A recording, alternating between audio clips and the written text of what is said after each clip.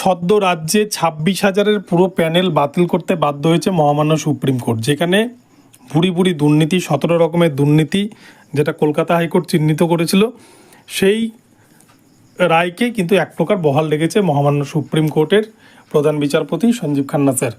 তো এই যে এসএসসি যে 26,000-এর পুরো প্যানেল বাতিল করেছে, এর মধ্যে যোগ্য অযোগ্য প্রত্যেকেই রয়েছে।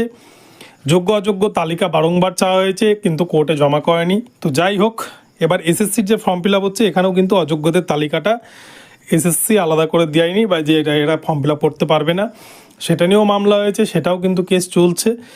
তো এই জায়গায় দাঁড়িয়ে রাজ্য সরকার, আপনারা দেখেছেন নতুন গেজেটে 20 নম্বর ইন্টারভিউ রেখেছে, 10 নম্বর টিচিং এক্সপিরিয়েন্স রেখেছে। তারপরেও রাজ্য সরকার ভালো করেই জানে যে বেশ কিছু অযোগ্য শিক্ষক, যাদের যোগ্যতা ছিল না, যাদেরকে জোর করে স্কুলে ঢোকানো হয়েছিল, তারা কিন্তু অনেকেই হয়তো চাকরি পাবেন না।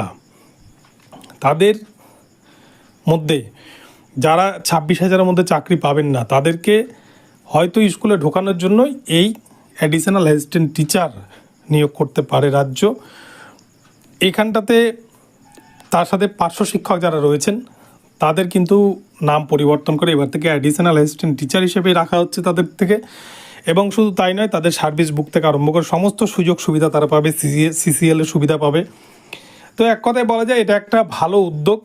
যাই হোক, প্রায় 45,000 পার্শ্ব শিক্ষক আমাদের রাজ্যের উপকৃত হবেন।